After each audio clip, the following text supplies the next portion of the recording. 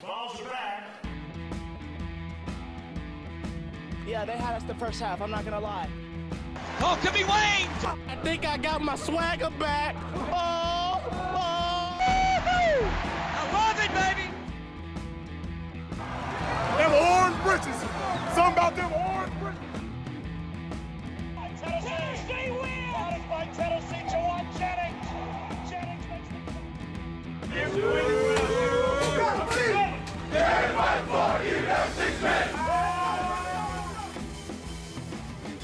We just won a basketball game, and we're very happy right now. You found a way, okay? All right, now, what I tell you, okay? All right, this decade is going to be the decade of the Vols. Balls are back. Sorry about that. I just totally butchered that entrance, trying to make the shift over. But hey, Vols are back. We're a little rusty. It's been a week. Maybe. I feel like I haven't been here in a while. I feel like I haven't been in this seat for a while. It's good to see you. Yeah, good to see you too. Really did to do, and welcome into More Important Issues. It is Wednesday, November 4th. It is Maction. I just thought about that. Maybe views might be down tonight due to the Maction happening. Unless you all came here to hear about some parlays. Unfortunately, my parlay, it's already started, so you can't get in on that. But hey, no big deal. I'm excited that. So, see, sports betting's been legalized in Tennessee for 4 days now. Yeah. And however long I've had the FanDuel app. I've already lost/used my money up. So, it is what it is. I lost that $50 free play on one bet. Worth it. I didn't even get a $50 free play. Yeah, I'm sorry. You should have been signed up earlier. I mean, Yeah. whose fault is it really? Theirs, they missed out. Exactly. I didn't get addicted because I didn't get a free Your mic one. on? We on? Yeah. Okay, just making sure. Am I good? Maybe not picking up everything. Sorry about that. And but make sure you go bet the. You're good. I think it's my volume. Yeah, I think it's my headphones. Okay. Make sure you go bet on Tennessee. I think the odds are pretty good right now. So be really upset when they lose on Saturday, like extra upset. Yeah, or maybe get a win. Pick Arkansas. And so if Arkansas wins, then you get a win somehow. Either you get some money or Tennessee wins. Exactly. You spend enough on Tennessee anyway, so it wouldn't hurt to lose a little bit of money for them to get a win, right? 100%. So how confident are you going into Saturday? I mean, I guess you can't be too confident the way we played, but I'm not too confident. That's the thing. what about into last season? That makes you feel a little bit better, right? Yeah. So the back half of the season, the back half of the season gave you so much hope. I mean, obviously, everybody felt good about this season because of the way you finished out the back half of the season. But the way you started this season, your refusal to kind of adapt. I mean, the JG situation is just a bummer. Oh, yeah. And I'm not saying It puts a damper on the whole team. It's not just one position where you can maybe fix that. That's right, and he may give you the best chance to win. We don't know that. He may, unfortunately. I mean, and that's unfortunate if that's the case. Best practice player, I guess. Yeah, he may give you the best chance. It's just it's giving me less hope about the back half of the season. If you're 3-2 after 5 games, and maybe you didn't have a great showing against Arkansas, I'd probably feel better. Or against Kentucky, I'd probably feel better. But Arkansas playing with a little fire. I mean, not that they look fantastic, but they've won 2 games they weren't supposed to, I guess. Yeah. They should beat Auburn. They're taking advantage of turnovers, not just turning the ball over. But I do have some hope. I have some hope. I don't know. After a bye week, you have a little bit of hope. It is Arkansas. That's the good news, I guess. You don't have to open up the back half of the season with Florida. Yeah. A&M, number 7 A&M. So yeah, I mean, I got some hope. I feel good about this game because it is a game that you can get back on track with. I'll say that. Got to do it. You got to do it, and that's why our first thing is it's huge for Jeremy Pruitt and this whole program. Oh, absolutely. But we'll get into that. Absolutely. We will get into that. We're going to preview the Arkansas game. Like I said, we've got some team news for you. Going to talk about some recruiting updates. And we're going to talk a little bit about the SEC and how Gregory Sankey doesn't have a backbone. Don't know, he's scared of everybody, I guess. But pretty weak move by the SEC office in Birmingham there. Then we're going to talk about some more SEC in the college football preview this week. Talk about some of those games that are happening around. Bringing on a little special guest for that. The people asked, so we brought it. We got it. Yeah, made it happen. Then we got the NFL power rankings. Talking about some of the games that happened in the NFL this week and where we rank the teams after that. Then we got our segments for you. Going to talk about. So tell us now, because I want to know. Saw some of y'all's tweets. Tell us now what are the worst rules in sports. What you would change if given the opportunity to. If you're the president. And if I like it, I might even switch it out with my own because that's our Jumbotron. Yeah. So throw them in there. I got one that's maybe it was said to us on Twitter, but I don't think a lot of people, like, when they think of terrible rules, they think of this one. Okay. So I got one. You hopefully it's interesting. I've one that not only is it terrible rule, I have a way to fix it. So start with the T. I'm not just complaining. I brought solutions to the table. I like it. I brought solutions to the Came table. prepared. Exactly. You ready to get into this episode? Yeah, before I do that, go check out our sponsors, Tennessee Tap House, Hound Dogs, and Blue Water Climate Control. They are veteran-owned. Blue Water Climate Control is, so go to them for all of your HVAC needs. Let's go. If y'all have any questions, drop them in the chat. I'm on Facebook. Caleb's on Twitter and YouTube. We'd be happy to get to those. We have a couple of those before the show that we'll get to soon. So if you have any, we will get to those within the show. So stay with us. Yeah. Turn on. We have Maction on. Mute it. Listen to Vols and watch some Maction. It's an easy watch. Yeah, absolutely. We've got some goat talk already in the chat. Goat talk. Yeah, goat talk. Someone said Landon is the goat. So. Oh, okay. Cool. Yeah, Michael Tread. Oh, my man. Yeah, there you go. Appreciate it. Got some goat talk. Yeah, it's nice to be. I'm usually getting, oh, you're too negative, or oh, you're not negative enough. So I like a good middle ground. So thank you for calling me the goat. I don't know where you got that, but hey, there you go. Take it when you can get it. Exactly. Okay, let's do it. Arkansas preview. See, here's the thing I really don't like about Arkansas. Philip Franks, in terms of playing Tennessee. Philip Franks. Yeah, it makes you a little bit nervous because we struggled with the man. We have absolutely struggled, and he's brought some life back to Arkansas. On the year, he's got 1,200 yards, 11 touchdowns to his 3 interceptions. He has been sacked 14 times. I guess is the positive Tennessee can take from that. You can get some pressure on him, but he will use his feet. He'll get out of the pocket. And he'll if he can't make a play, he'll at least give himself some time. And then, I mean, but outside, we talked about this a little bit last week. Tennessee's more talented than Arkansas. Oh yeah, you've out recruited them for 3 years. And I mean, more than that. But since Pruitt's been here, you've out recruited them. Your roster should be 100 times better than Arkansas's. Yes, correct. So I mean, that's the good thing. There is some probably. Sam Pittman has been able to use this talent more than Chad Morris was. Oh yeah. Not that it's a ton of talent, but he has been able to use it more than Chad Morris ever was. Well, he put together a good staff. Barry Odom's a good defensive mind, a former head coach. You got Kendall Briles, who's an up-and-coming offensive mind. And you got a head coach in Sam Pittman that people buy into. People really like Sam Pittman.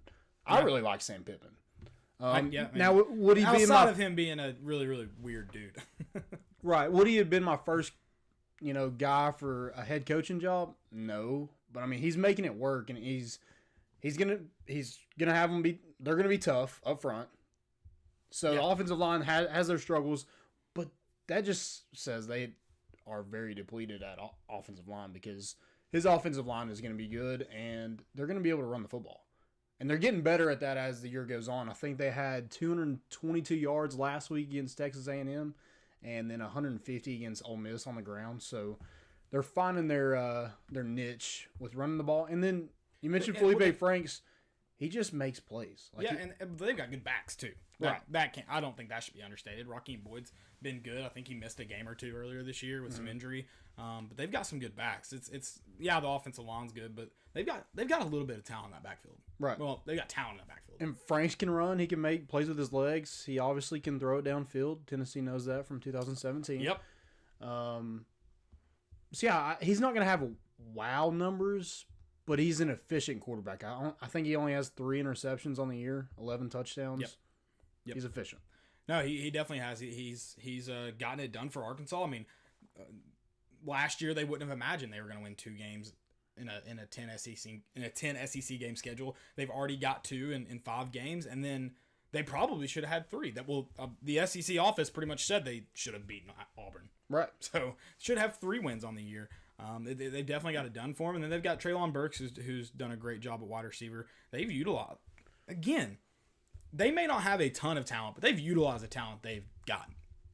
Yep. They've done a good job of getting the ball in their playmakers' hands. And everything I've read about them over the past week or so is they play hard for 4 quarters. Yeah. And that's something Tennessee has not done up to this point. Well, and that's what scares me about Tennessee's offense going against this defense. Someone mentioned it. Tennessee can be, it was Michael Trett again. Tennessee can be a totally different team if they establish the run game easier. And then he also mentions taking out JG. I mean, I run the agree damn that's not ball. gonna happen. Run the damn ball. Yeah, they've got to establish a run game, and then they've got to do a better job of turnovers. I mentioned it at the beginning of the show. You talked about this defense playing hard for 4 quarters. They create turnovers, and then they take advantage of them as a team. If you're going to turn the ball over a lot, they're going to stay in the game, and then they may just win it. Yeah. They're not going to out-talent you, but if you make mistakes, if you make one mistake, they're going to highlight it, and they're going to take advantage of it. You can't do that against this defense because, like you said, they play hard for 4 quarters. They've got 10 interceptions on the year. Yeah, 10 interceptions and second just 3 forced fumbles. They lead the conference in turnovers. Yeah. But they're second in interceptions. But Mississippi State gifted Kentucky 6, and we gifted them 3, so that was right. 9 right there in 2 games that Kentucky got. So they're going to drop 8 guys, 7 guys pretty much every single time, and force. They'll kind of keep everything in front of them. JG's just got to be patient and got to play a clean football game. If he's forcing throws down the field, they're probably going to be picks. See, here's kind of I'm going to go on the opposite of that. Run the ball. Run the ball. And then when you get an opportunity to throw it, take shots. He throws the deep ball better than any other ball in the field.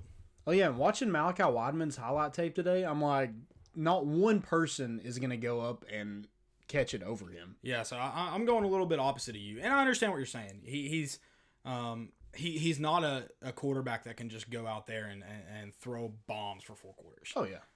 But I'm gonna go to the other team in the state of Tennessee, different league in the NFL, and look at what Ryan Tannehill's been able to do. They run the ball with Derrick Henry 30 times a game, and then he's able to drop back and play action and throw a bomb to AJ Brown, whoever it may be. Takes pressure off him. Yeah.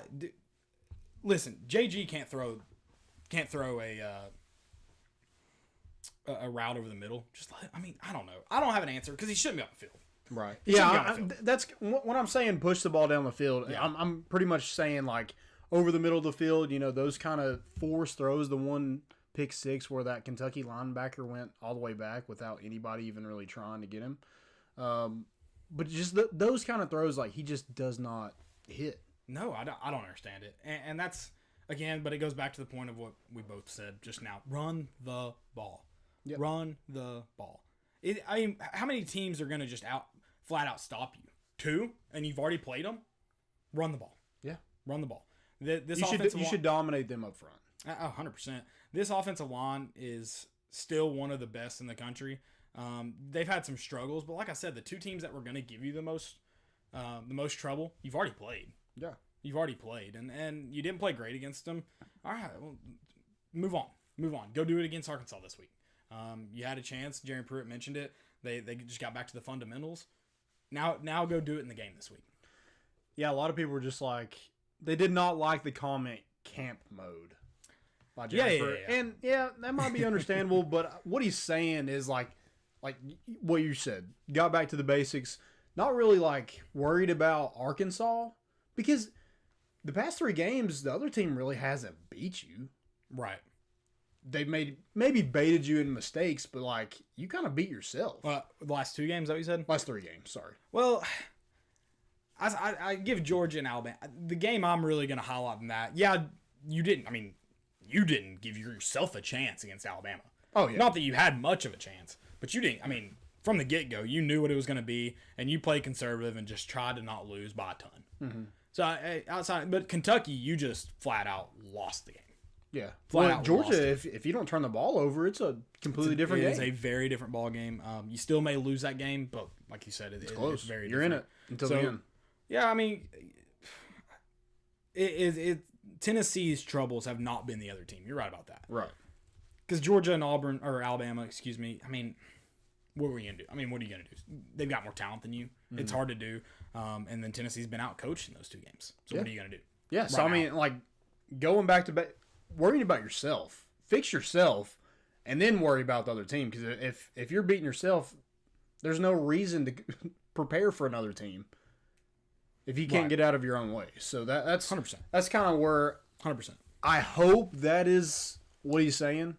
I'm pretty sure that's what he's saying. It's also what every single call. That is coach speak. 101. Oh yeah, 100%. That I mean, not that. And every team does it. Nobody. Yeah, they're gonna watch film on Arkansas during the bye week, but they're not really doing install and everything like that in that first week. There's just no need in it. No, it's definitely. And then your guys that are injured or just banged up. Your guys that have been playing all season. You're one. If you've got a guy like Trey Smith, probably didn't practice a lot last week. Yeah. It was a guy that is you got to keep healthy and who's kind of probably on that line every single day. He's probably not going to practice a ton that week. So a lot of your ones that have been banged up weren't even a part of it. You got Harrison Bailey more snaps, Brian Maurer more snaps, guys like that. You got he mentioned Brian Eason getting some more snaps at outside linebacker. Bryson Eason, sorry. Morgan Joseph's now getting a little bit more looks there too. And so I mean you're gonna get, like you said, camp mode, or he said, I guess, camp mode, and you're just getting back to the basics and some fundamentals and giving some guys some more opportunities. Yep. It is what it is. Could Tennessee, I guess, prepare harder for Arkansas? Yeah, but you can also only prepare so much for a team. A team that you should beat on paper. A team that when you look at your playbook, you're not having to do, like you said, you're not even having to do a ton of install. Right. So they shouldn't have to. Yeah, the game plan. Lot. I mean, yeah, we need to be more creative on offense, but like you should go out there and be basic and still beat Arkansas. Yeah, that you out talent them. You're probably going to be better than them at just about every position. Quarterback's probably, unfortunately, one of those that you're not. But just about every other period. So bad. It does. Like how is Arkansas able to get a transfer like that and we can't get anybody? Yeah, I mean, would you not take Franks? 100%. I think I said that. I hope I said that when he was transferring. Yeah. I think I was like, let's get Field Franks in here. Yeah. Yeah, you. But how's he practice? I guess is the question. Yeah, if he doesn't practice better than JG, well, who freaking knows what would have happened? I mean, I don't understand the situation. Well, I guess let's talk about it. Let's talk about the JG situation because it's going to come up. It's going to be asked. I don't understand it. I don't get it. I don't get why you ride or die. I mean, I guess he legitimately just is it the Bruce Pearl approach? Just live by the 3, die by the 3. You're living by a layup, dying by a layup. Not even a layup. I don't know what it is. Like a half court shot. Yeah, probably something. No, I don't even think that. I don't know what I don't have a good comparison because this has never happened in the history of college athletics. It's true. I don't understand it. I'm not saying I don't know how much better Harrison Bailey is. I don't know how much better or worse Harrison Bailey is, or how much better or worse Brian Maurer is. I just can't believe it's that much. Right. So much so that you won't even give him a chance. I think we can all agree, like, JG is going to be the starter Saturday. Right. How short is his leash, though? It's got to be, like... I mean, if I was the coach, it would be, like, razor-thin leash. I don't think we see another quarterback on Saturday unless it's a Kentucky day. I don't either. And if JG plays like he did against Alabama... You definitely won't. No, I mean, he played pretty decent against Alabama. I think it would have to be another day similar to Kentucky, and even then, who knows? Right. First drive, he throws a pick. Is somebody else going in? I highly doubt it. God. But I also hope he doesn't get the opportunity on I'd rather go 3 and out running the freaking ball on Saturday on the first drive than him throwing. I mean, obviously, you'd rather go 3 and out anytime. I don't know. What sucks is he has made some good throws this year, but do they outweigh the negatives? I don't think so. I don't think so. And if it's the receivers not being able to get any separation, play some different receivers. You do have. I mean, you have At every position. Why are young guys? I hope the bye week was able to get some of those guys more opportunities, but we just haven't seen enough of freshmen who Pruitt has been so adamant. He's like, I'll play a freshman. I don't care. Yeah, I mean, his pitch after the Vanderbilt game was, if you want playing time, come here. Well, do it. Yeah. Do it. You're not winning with the guys. Stop talking about, like, Morvan Joseph and D. Beckwith and T. Hodge and Jimmy Callaway, Malachi Wideman in your press conference if you have no intentions of playing them. Yeah, I agree with that. No one wants to hear about that. No, I agree with that. And I think that's the one thing I'll say that I've kind of been saying the whole time. I think a lot of people think that the quarterback's the only problem or the only thing that you should be trying to find some better guys at. I don't think that's the case. You mentioned wide receiver. They struggled, at least against Kentucky, which I know their secondary is better than they normally are. You mentioned they lead the league in picks. That is a little skewed when you look at Mississippi State and Tennessee's day against them. But if they weren't able to get separation at Kentucky, if they weren't able to get separation at Georgia, try someone else. Yeah. Malachi Wideman did not get in the game. If the number two guy can't do it, then you go back to him. But give the number 2 guy a chance. Didn't even get in the game. Yeah. It just especially on a travel roster with 66 guys. So you go to Georgia, you have 66 guys. Did it expand because of COVID? I don't think so. Okay, so 66 guys, you take them.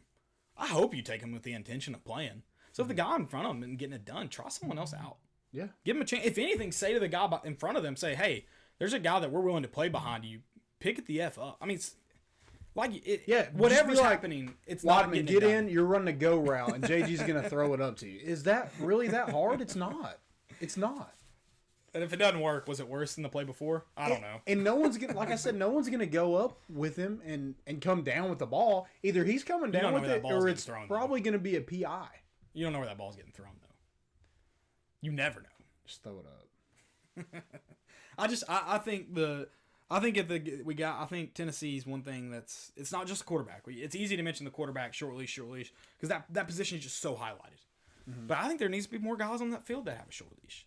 Yeah. Because Pruitt will be the first in the press conference to go, we didn't get, Alontae Taylor had a busted coverage here. Well, why was he in the next play or the next drive? Yeah.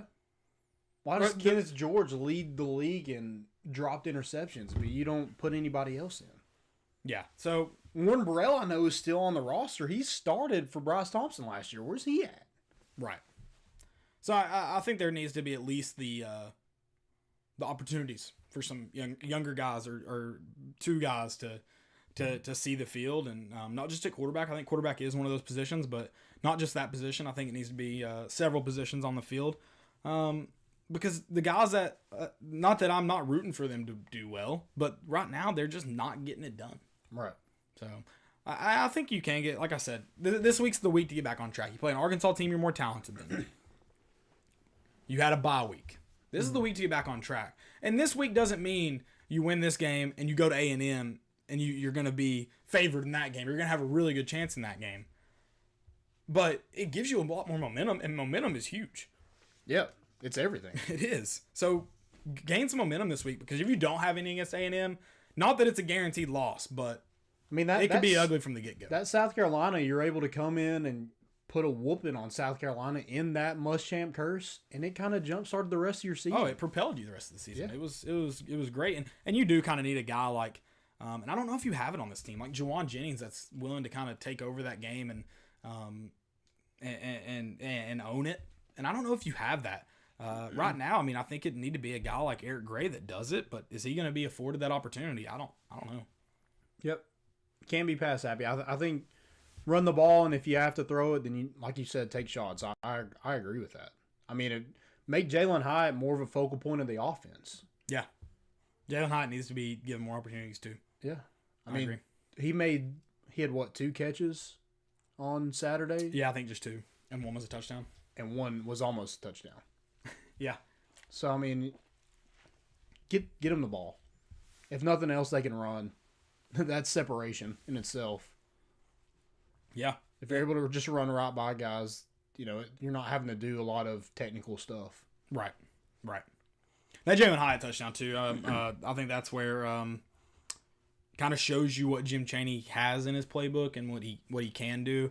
And then Power T-Tape had a great thread about them setting up that play. But you saw it from the get-go, the way that safety was lined up and by himself with Jalen Hyatt, that he was going to get beat there. And he isn't really, like, that safety had no clue really about Jalen Hyatt. Maybe he thought he was fast, but, like, he hasn't really got an opportunity. So he was just like, oh. Yeah, but you're put over top of that man with that much space, and he had a lot of area outside the hashes, too, to work. You were going to get beat. Oh, yeah.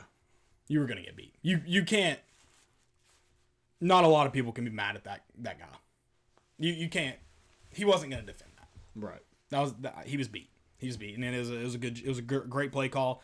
I'm sure a lot of that was just like trust that JG was going to make the throw and trust that they're actually going to get it to somebody. Yeah, I mean probably, but it was a great route by Hyatt, great throw by JG, great play call. I mean, it all worked there, and I think that's what Jim Chaney has in him, and those kind of play calls, and I think it started with an early pass completion, kind of setting that play up. So I don't think I've been disappointed in Jim Chaney's play call since the Georgia game, but I don't think it's all doom and gloom. He's still the same guy, right? So yeah, we just haven't had a ton of explosive plays. No, we haven't, and I think we have 2 rushes for over 20 yards this year, and some of that might be a little bit of. Don't want to say just entirely inexperienced, but I mean, even a guy like Todd Chandler, he's never had a breakout year. He's never been a big time playmaker. Really, the only I'd say big time playmaker you have on your team right now is Josh Palmer, and that's been where all the explosive plays have come from. Yeah. So yeah, I think it makes sense why it is, but I think also some of it is the really conservative play call, especially on first down or second and long. So and not being able to break a tackle, and that too, at least from your running backs. Right. So. That's pretty much all I got for the Arkansas game. I think Tennessee needs to just find a way to keep running the ball. I think. Yeah, they're 12th in rushing defense in the conference. Oh, run it down their freaking throats. Yeah, run it down their throats. Again, kind of like Georgia, because Georgia was really good at it, but if they stop you what you're really good at, you stand up and shake their hand. Yeah. So if they stop you what you're good at, you stand up and shake your hand. But Tennessee's definitely got to find a way to get more playmakers the ball. The fact that Brandon Johnson is probably your only true explosive play. Josh Palmer. I mean, Brandon Johnson could be a playmaker, we thought 3 years ago when he made his first catch, but just hadn't turned out to be that. Josh Palmer, though, if he's your only true explosive playmaker, that's going to be some trouble. Sure, he should be a explosive playmaker, but shouldn't be the only explosive playmaker. Right. So, you know what? I think Tennessee rebounds. I think they rebound.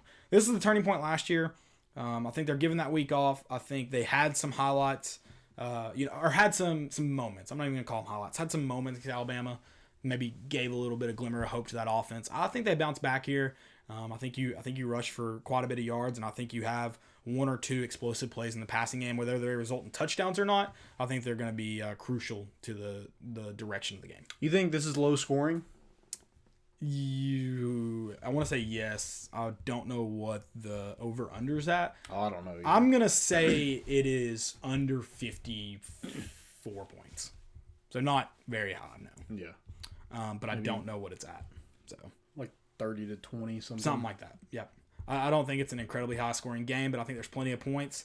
And you know what is scary and I don't like is Arkansas may have a defensive touchdown if Tennessee doesn't get the turnover situation figured out. Oh, and not just the offense, the defense needs to get some turnovers too. Defense needs to get some turnovers. I mean, good God. That's crucial. That is crucial. And Pruitt has voiced his frustration with that too. We just got to get turnovers. Yeah, and you mentioned Kenneth George has dropped a couple opportunities. Tennessee's had chances to get turnovers. It just hasn't happened for whatever reason. Yeah. So, the over-under is at 52.5. I was close. I said 54, right? So, yeah, I think that's probably about right. All right. Are we doing our position matchups? How are we doing this week? We skipping it? We just going score predictions? Yeah, we can go position. I mean, probably every position but quarterback, right? Yeah, that's okay. what I So have. let's skip it then. Yeah, let's skip it. Just Tennessee should beat them. Arkansas is favored percentage-wise. The matchup predictor on ESPN, the Power Index. Okay. Tennessee is a 1.5 point favorite on the road. So favored a little bit by Vegas. Like, look at last year, baby. Like that turnaround. I mean, yeah, they're just gonna have to be more creative. I mean, offensively and defensively. I just don't like. We can't bring pressure. It's hard for us to bring pressure because we can't just bring it with 4 guys. And if you do, then you're leaving somebody open, and it's usually in the middle of the field, and that's where we're getting toasted to. Yeah, and I don't think it's so much. I mean, creative, yes, but I don't even think it's so much of like, I'm not looking for anything wild. I don't think Jim Chaney needs to go away from so much of how he runs his off. I just think there can be some things that you can confuse the defense. You can move guys around pre-snap. You can get in some different formations and some different looks to give them some trouble. Use motions to get the ball in your wide receivers' hands and Jalen Hyatt and Velus Jones Jr.'s hand if they're not able to get it out in the passing game. Yeah. I just think you got to find more creative ways to get them the ball. I don't think you need to go and do all these crazy things with your offense. I just think you need to find better ways, more efficient ways to get the guys on your offense the ball. I don't think it's anything crazy you need to do. I'd like to see a couple wrinkles, like maybe just put Brian Maurer in the game and let him maybe run the read option, or Jimmy Holiday, Jimmy Holiday. You have a quarterback on your roster owns a 4. Let's call it 3 to be fair. I think he's been clocked at a 4.2. Let's call it a 4.3. And he can throw the ball at least well enough to do it in high school. It at least gives him that threat. He may not, he's not going to go out there and sit back in the pocket and chuck it, but at least gives him a threat. Yeah, give him a chance. Or put D. Beckwith listed at 6'4", 220 pounds at running back and be like, oh man, we got to come up in the box a little bit. Just throw a little bit of things in there to make them respect that offense. Yeah, I agree. Yeah, and see what happens. If it goes for a 3-yard gain, I mean, you probably was going to get that anyway. So yeah, and I think one thing to be a little bit more creative, it allows Arkansas not to just load the box. Yeah. So be a little bit more creative. Sven, is that how you say it? He said, "You guys are on the right way. Give Pruitt some time." I think Tennessee. I think everybody. I think even the Tennessee fans that are a little fed up right now, I think are still willing to give Pruitt some time. I think even though that this year it's been disappointing, I think everybody's still willing to give Pruitt some time. He said you'll beat Arkansas if you run the ball and win the O-line battle. Yeah, 100% agree. We 100% should. agree. You should. You should. If you win that battle, you should win the game. Yep. Shouldn't be a problem. All right. Predictions. What do you got? So I think this game is huge because I think a lot of people are going to be out on Pruitt if you don't show any kind of improvement or any kind of sign of life. I definitely agree with that. I definitely agree with that. But I think Tennessee fans understand he won't be fired, so it's hard to be entirely out on him. But yeah, you're going to get a lot of people that are disinterested, and then equals angriness because they don't want to be disinterested in the program. So yeah, then they're probably going to be. They've been out on JG, but they're probably going to be out on Chaney and probably be out on Pruitt as well. So got to get this fan base back in it, and I think this is a perfect opportunity to do so after a bye week. You've kind of let things settle. Now it's time to get to work. Yep. Get after it. What do you got for score prediction? Score prediction, I got 31-23.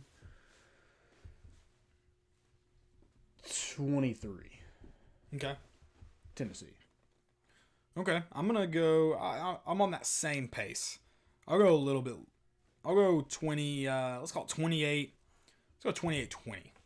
Okay. One possession game. I think the scoreboard may look, if Tennessee runs the ball, assuming they do what we mentioned to win the game, I think it may look closer on the scoreboard than it is. If Tennessee can just run the ball real well, control possession of the game, control the pace of the game, which Arkansas will try to do similar stuff when they have the ball, I think, and unless they just get turnovers and really try to push the pace, I think that'll be similar. But I think Tennessee hopefully tries to control the pace of the game, and obviously you can't have turnovers. But 28-20, Tennessee. Yep. Rested, healthy. Yeah. Got to get in the 30s. Absolutely. All right. Team news. So, Run through this. Yeah, Jeremy Pruitt mentioned a little bit about this. So, Key Lawrence moves to the star position. Yeah. We see a lot of him this week. We see any of him this week. I think you see some of them. I think hopefully you see some of them. I think this goes back to what we talked about with excuse me. The young guys. I think Pruitt's hopefully he says it all the time. Play freshman, play other guy. He talks about it. Hopefully he does it. That star position has not done a lot of good things for you this year. Doesn't hurt to try. So you need to find someone else. I think you see him this week. I don't know how much, but I think you see some of them. Yeah. Yep. Key Lawrence, he's young, but I think he's more athletic. He's bigger. And he's fast. Than Sean Schamberger. So, yeah, I would definitely like to see him on the field. Bryson Easton, you mentioned outside linebacker. Hopefully you see some of him. Get some of that pass rush going. Get some fresh guys in there. Get after a quarterback. I mean, man, we just don't get sacks. I mean, Mac Jones had all day. Yeah. Oh, no. All day. There wasn't much pressure. I think, was it Toto mentioned the defensive line's playing with a little bit more energy. Hopefully Pruitt can do that, but I don't know. Yep. We'll see. To be determined. We'll see. And then he said Pat Garland has moved the inside linebacker from safety. He was a walk-on last year and earned a scholarship. And he said Morvin Joseph is playing outside linebacker and inside linebacker. So getting a little bit of a look at both of those. Like to see him a little bit more in the game. I guess it's just all the young guys. I guess that's every year. You just want to see freshmen because that means, they're going to be good when they're juniors and seniors. But right. I just think there is so much talent in that class to just have them sit on the sidelines when you're struggling. Yeah. If your veterans are going out there and, destroying teams, it's one thing. But if more opportunities, that's where I'm going with it. And then he mentioned he'd more depth at running back. Yes. Well, you need more size in that depth. Right. Running back. I mean, so I don't know how healthy they've been, but he mentioned T. Hodge and D. Beckwith. Again, don't talk about it, be about it. Yeah. Play them. Yeah, I agree. I agree. Play them. Let's see what they. Even Jabari Small looks like he can break a tackle more than Eric Gray, Ty Chandler. He'll at least run over somebody. Yeah, he's gotten a couple chances this year. Maybe see some more. Yeah. Hopefully see some more in the back. I've liked what I've seen from him. And he mentioned Laneith Whitehead. Got a shoulder injury last week. Done for the season. He'll have surgery and be back for the spring. It's unfortunate. Yep. Sucks to see that. And then, I have a lot of people who are just mad about back to the basics. Whatever. Yeah. Whatever. Okay. Yeah. And they released a depth chart. Don't look at the depth chart. It means nothing. It's barely changed. Right. It has. I mean, it still has Bailey listed as fourth. Right. Even though he's probably second. Or third, yeah. Or third, probably. Yeah, behind Maurer. Maybe. Yeah, I agree. Don't look too much into it. It just sucks to still see that guy as your starter. So yeah. I don't blame people being upset about that. I don't at all. Right. And again, I understand it is more playing quarterback is more than just about making throws. I get that. But it's just it's not good in my eyes. It's not good that he's your best option. Yeah, and if he's getting everybody lined up, that's great for those 8 plays. But the 9th play of the drive, he's throwing a pick.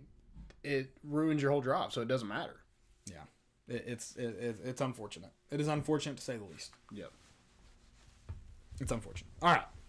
Anything else for team news or recruiting? You got recruiting updates. Recruiting updates, yeah. So I've seen a lot of this too on that. Tennessee, it's rough on the recruiting trail right now. Guys, we have a top 10 recruiting class and 26 commits right now. It's not tough. We've missed out on Amarius Mims and Tyrion Ingram Dawkins to Georgia, a team that beat us, a team that'll be a college football playoff contender. I mean, yeah, you'd like to see Tennessee compete with some of those, but they have with some guys, but yeah, those we missed on 2, and oh man, we're struggling recruiting. It's not the end of the world. Yeah, it's not the end of the You world. still got tons of guys: Nyland Green, Tawan Malone, Tyon Evans. They'd like to get back in this class, so you have some guys still there, and Jeremy Pruitt. This staff does a great job recruiting in the month of December. Right. If you remember, a couple years ago, we signed Wanye Morris, Darnell Wright, Henry Toto, and Kavaris Crouch after we got our ass whooped by Vanderbilt at Vanderbilt. Yeah, I mean, I'm definitely not going to be out on Pruitt in terms of recruiting until the class is signed. I'm not going to be out on this 2021 class or anything. You got to top 10, and a lot of those guys are going to fill holes. Right. And let's be realistic. Tennessee's got to recruit better than they have in recent history. But we shouldn't expect it. We shouldn't expect it to be a top 5 class. Right. with what you're putting out on the field right now. Yeah, exactly. Now, you better keep it in the top, you better keep it in the top 10, top 12. But that still puts you 7th in the SEC, 6th in the SEC. So you've got to beat some teams you're not supposed to during the year. That's where development comes into play. Get some guys in on board so, that next year you can start signing that top 8 class, top 5 class, somewhere in there. Because that's the only way you're going to be able to compete with the teams. And if you want to keep the guys you got in this class, you got to win games. Yeah, it's a process. Yep. Someone mentioned it went away, so I don't know who it was. Mentioned why would a top QB want to come to Tennessee with Pruitt sticking with JG? I mean, I think right now with all signs pointing to JG returning, I don't know why he wouldn't at this point. I don't disagree. Now the good thing is you have Caden Salter, who doesn't look like he's gonna decommit or leave at the moment, so that's a good. I think he's enrolling in January. Yeah, so that's the good news as far as that goes. But I understand. I would understand a QB not wanting to come here right now. Yeah, I'd get it. So I just don't see JG coming back next year. I mean, it doesn't make sense, I guess. But where else is he? What else is he gonna do? Like Mark Nagy, it's a free year of college, man. Do it. Why not? But then, like, I don't know. Yeah, Pruitt seems to be married to JG, so maybe he just wants him back. I just don't see from a player standpoint. After everything you've been through at the University of Tennessee, why the heck would you want to go through it another year? Yeah, 100%. 100%. Yeah. All right. You want to get Chad on here? He's been waiting for a minute. Yeah, he's been waiting for a minute. We can even get his. I bet he's got some takes for us on the Florida SEC issue. So he may not even know what happened. Sometimes he lives in a different world. Chad, are you with me? I'm here. What's up, boys? What's up, man? Chazmanian Devil. How's it going? Hey, you got any money on the Maction tonight? Is water wet? Okay, so let me ask you this. We're gonna talk some college football. All right, so let me ask you this though before we get into games, picks, and all that. What do you think about the SEC only fining Dan Mullen $25,000? He pretty much incited a fight on the field in front of everyone. Yeah, that was insane. Like, if you want my completely non-biased opinion, I think we should ban Dan Mullen from the SEC, and I think that it would be a real shame if Dan Mullen was not allowed to coach in the last game of the year, whoever they may play. That would just be a real shame, and I'd be very disappointed to see that happen. That I could care less about the money. Dan Mullen isn't fined personally, so fair. You're right. It's I think it would be a shame if he went out there like a moron he is and just got dropped by a Missouri player. That'd been a real shame. I would have hated to see that. Absolutely. You don't want to see violence. Hate to see it. I don't cheer for violence. But how is wearing a mask wrong worse than not wearing a mask and running to midfield and instigating a fight? I don't understand. So Yeah, what that's state? bad. I think you'd only see it in high school football. So tell me, what state would it be? Number one state to happen in, where a head coach starts a fight at midfield and then comes out of the tunnel Texas. and pumps up the crowd. Chad said Texas. See, I think you got to go more redneck than that. I think it's got to be Mississippi, Alabama, where a head coach is like getting mom and dad Buddy fired Stevens up. does that every week in junior college. What about Buddy Garrity? Something he'd do. Buddy Garrity would be in on that action. You're absolutely right. Coach Taylor out at midfield dropping gloves at somebody. Clear eyes, baby. Clear eyes. All right.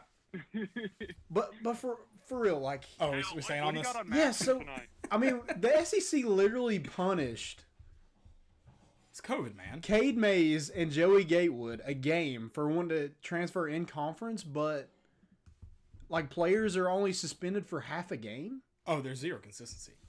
That's what I'm saying. Like, Greg Sankey, you're making yourself look like a moron. I mean, most people already thought you were, but you're just giving them the satisfaction. They're like, oh, I was right. I just don't get it. I still don't think they take the cake for biggest stooge of the year compared to Rob Manfred, but the SEC is getting close. I'll give them that. Rob Manfred did say this weekend. He said every World Series should be a neutral site. Good God. Philip Fulmer would punch him right in the nose for saying something like that. The best visual we got out of MLB this year was the world champions celebrating on the field with Rob Manfred looking like a robot, and then immediately after, everyone's like, "Oh, hey, everyone might have COVID because that one dude with the beard." I don't remember his name, but it's just a hilarious visual seeing the entire. It's very symbolic of how their entire season went. Yeah, no, the MLB definitely kind of ate one. Well, I just love the fact about that they pulled him out in the 8th inning. Like he hadn't played an entire game with potentially having COVID, but can't play the last inning. Yeah. But then he can come out and celebrate and kiss the trophy. Also, they got mad that he was kissing his wife. Like they're not going to be doing a lot more later, anyways. Oh, yeah. Especially the 14 days they're going to be in quarantine. Yeah, she's going to get it. But Justin Turner didn't have to give it to everybody. The entire Florida team kisses Dan Mullen's wife. Yeah, I don't. That's fair. I mean that you think so? Poor Dan Mullen's wife. She's not even mad about the $25,000 fine. She's mad that she can't kiss the players this year. Oh, she still does. It's just not like it's not on video. The COVID, man. It's within the tunnel. It's not outside the tunnel. Do you think that's you think they'll lose that December game to Tennessee when it's all cold and she can't kiss them? That good luck charm won't be there. I don't know. We got to take away those like no cameras beyond this point signs. We got to take them out just so she's not able to kiss him on television. All right, Chad, tell me this. You got any favorite picks this week for college football? Betting's live. Betting's legal now in the state of Tennessee. FanDuel, DraftKings, MGM, whatever they are. Y'all can sponsor this show, and then I'll start dropping some links or whatever. But some promo codes. Pick your poison at exactly. the moment. So tell me your favorite picks this week. Even though you'll probably lose them to me, but tell me your favorite. Easy. Actually, I need to Venmo you right now. What's your lock, Chad? I need to know your lock. My pick of the weekend.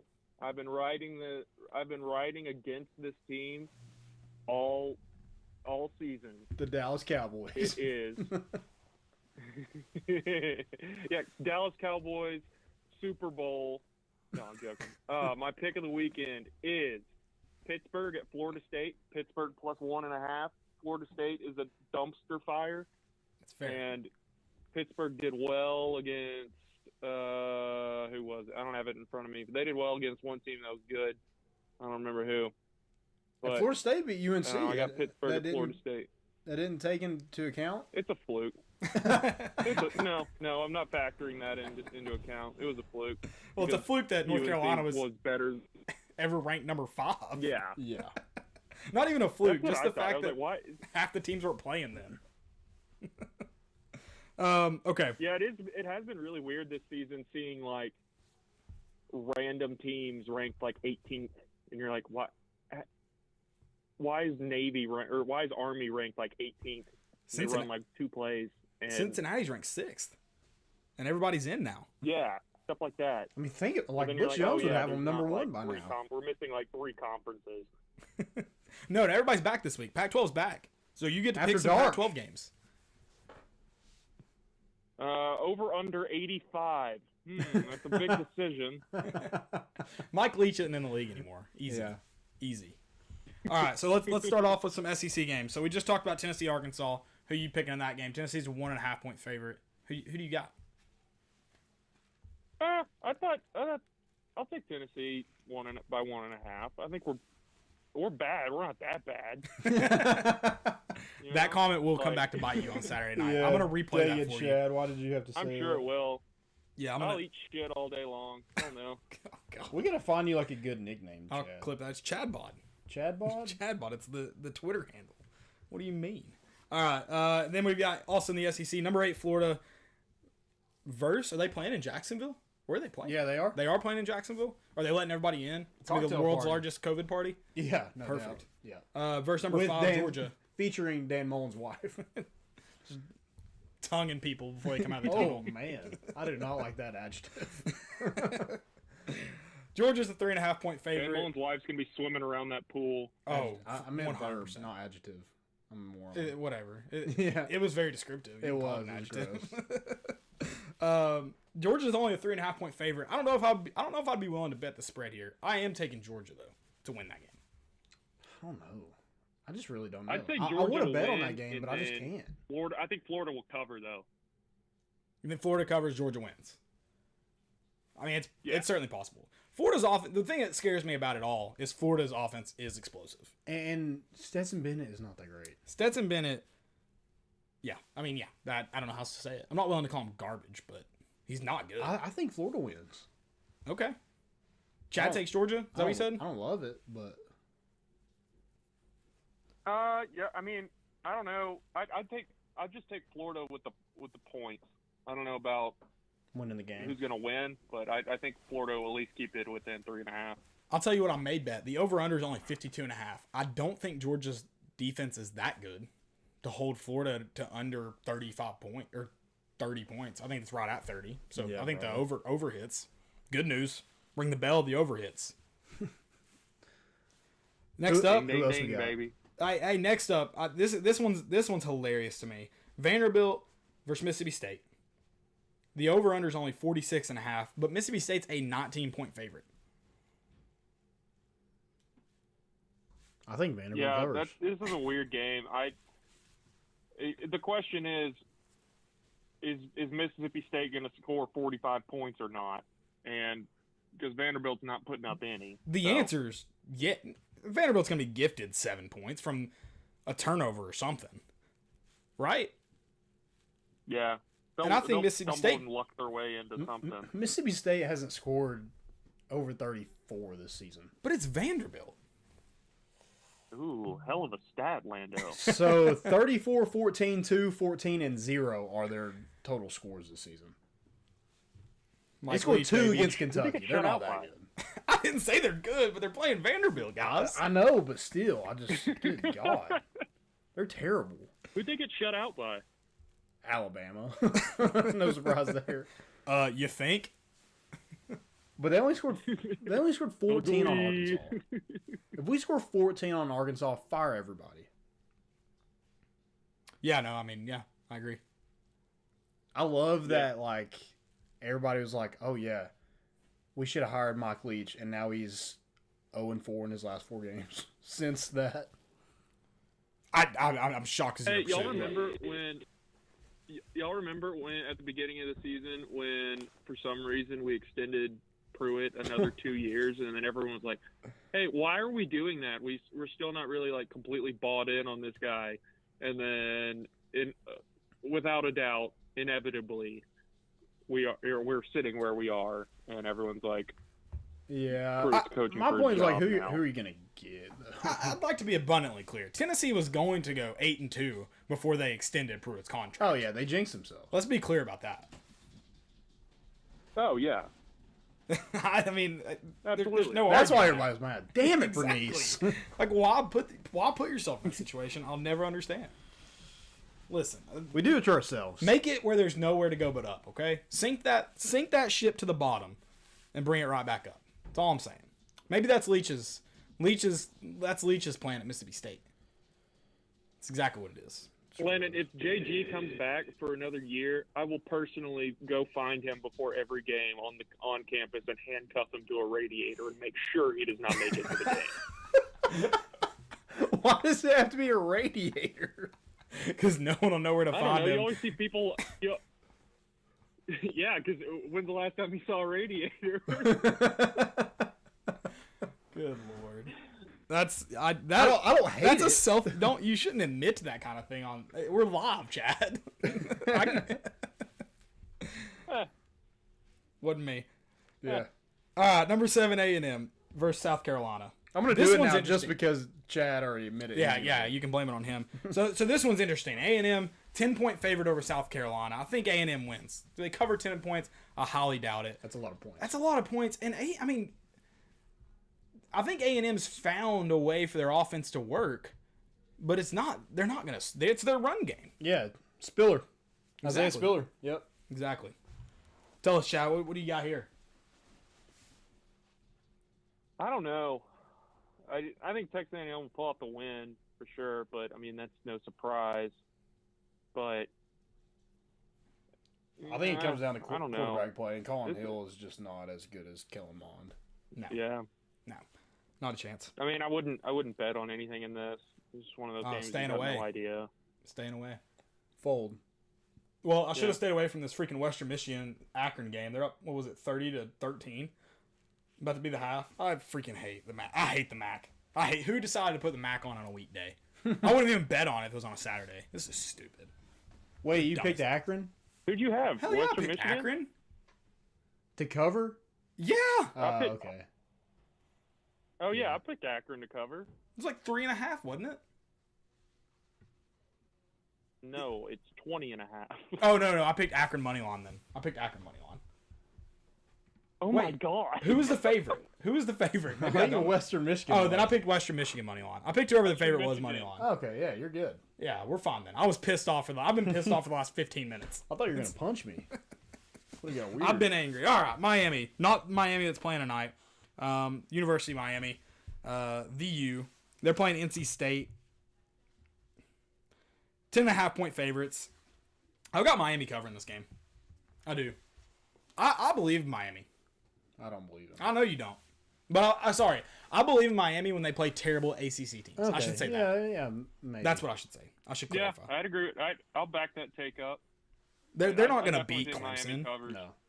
They're not going to beat Clemson, but they'll beat the piss out of the terrible teams. No I doubt. don't know. Boston College the put up U- a fight against Clemson. Hey, The U isn't back, but they're like baby back.